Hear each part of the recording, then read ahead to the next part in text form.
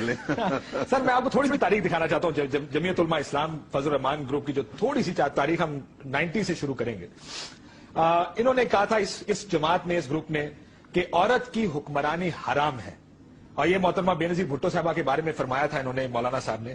لیکن 1993 اور 96 تک جو محترمہ بے نظیر بھٹو صاحبہ کی حکومت تھی، اس میں انہوں نے ڈیزل پرمٹ لیے محترمہ بے نظیر بھٹو کی اس حکومت سے، جس کی وجہ سے انہیں مولانا ڈیزل بھی کہا گیا، اور چیئرمین فارن افیئرز کمیٹی بھی رہے محترمہ کے اس دور میں.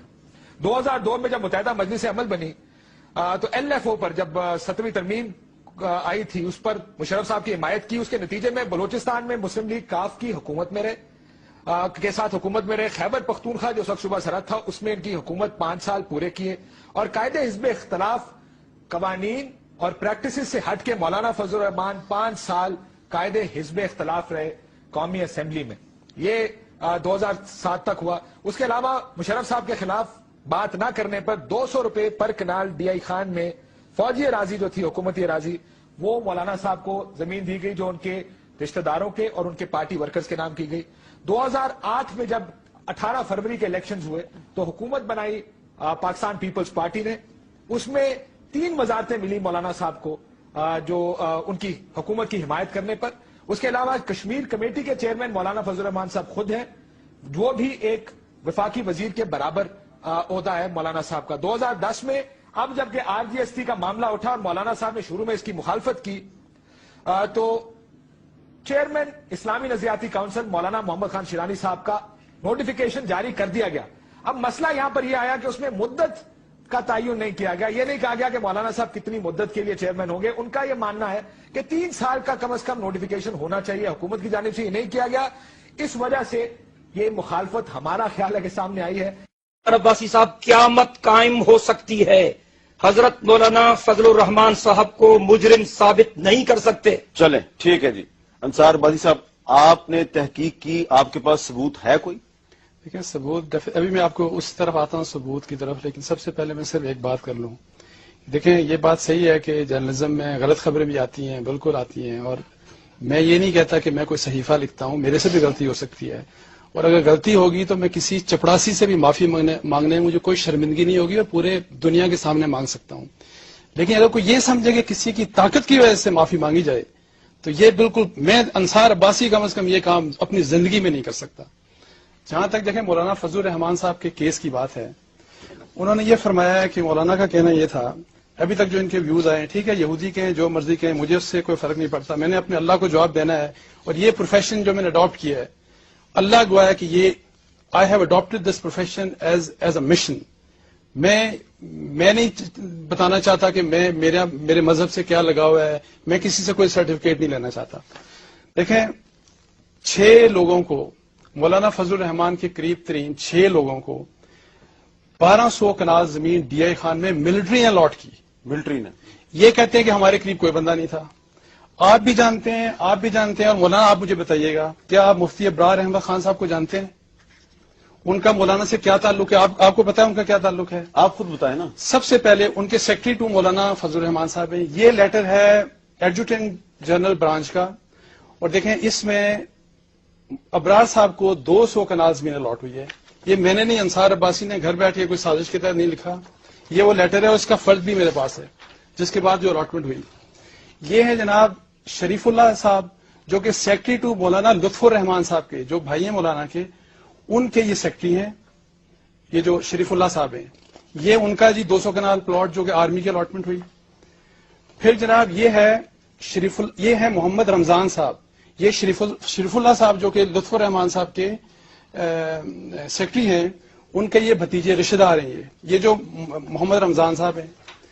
پھر یہ مسٹر ابرار علی شاہ، یہ ہیں کزن ہیں چیف منسٹر جو پہلے تھے اکرم خان دورانی، اور انہوں نے ٹی وی پہ بھی اور میرے پاس ریکارڈڈ اسٹیٹمنٹ میں ایڈمٹ کیا کہ یہ میرے کزن تھے. اس کے بعد جناب آتے ہیں یہ محمد اشرف علی خان صاحب، یہ بھی لطف الرحمان صاحب کے ساتھ سیکرٹری ہوتے ہیں، آپ بھی جانتے ہوں گے ان کو بھی، اور شریف اللہ صاحب کو بھی آپ جانتے ہوں گے. یہ ہو گیا جی. اس کے بعد یہ آگے جی شہزاد خان صاحب، یہ چھٹا آدمی ہے.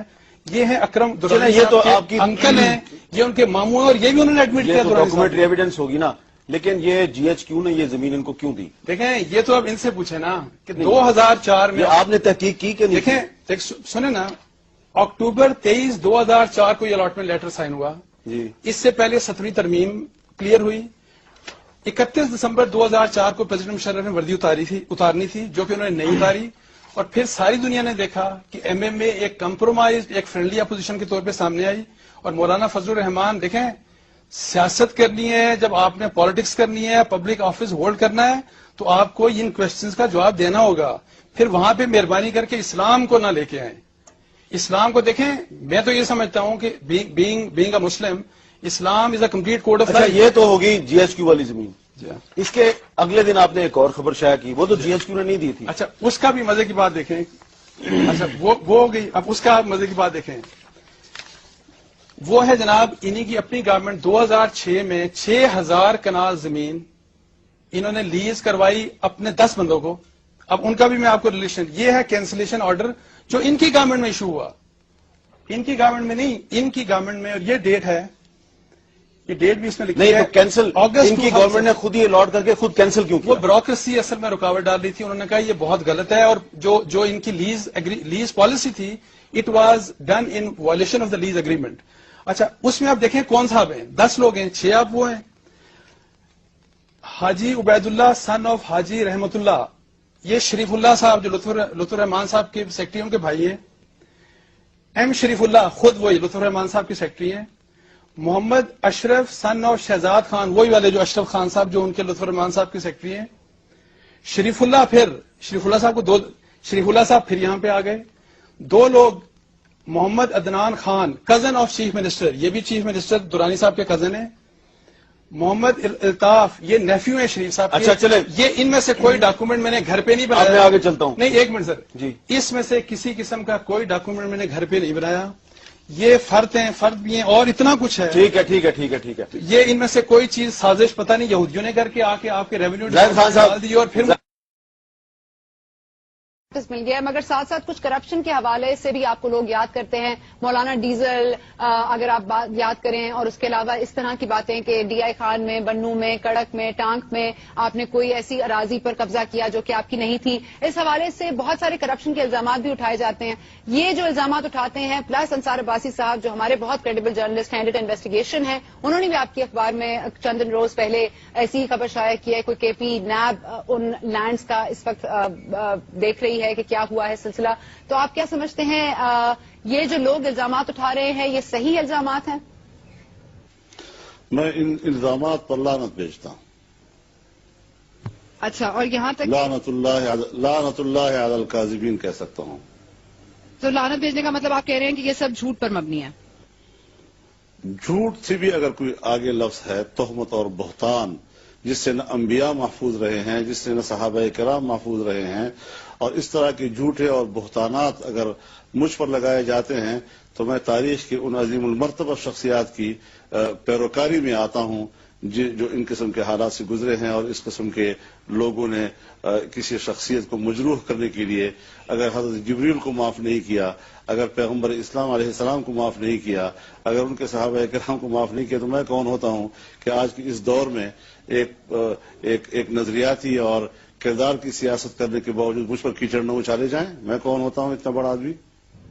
ठीक है, आपने इन इल्जामात पर भी लानत भेज दी, मगर मैं ये जानना चाहूंगी, जैसे नसीरुल्लाह बाबर साहब ऑन रिकॉर्ड हैं, वो ये आपके बारे में कहते हैं कि वजीर दाखिला रह चुके हैं वो बेनजीर भुट्टो के वक्त में, तो वो कहते हैं कि अगर आपको खुश करना हो तो आपको कौम के, मुल्क के खजाने की चाबी दे दी जाए। तो इस हवाले से आप क्या कहेंगे? नहीं, आप क्या सवालात इस वक्त उठा रहे हैं? मुझे आप जरा अपना मकसद बता दीजिए कि आपको किसने फीड किया है आज की इस इंटरव्यू में इन सवालात को उठाने के लिए, जरा इसकी भी आप वजाहत कर लेना।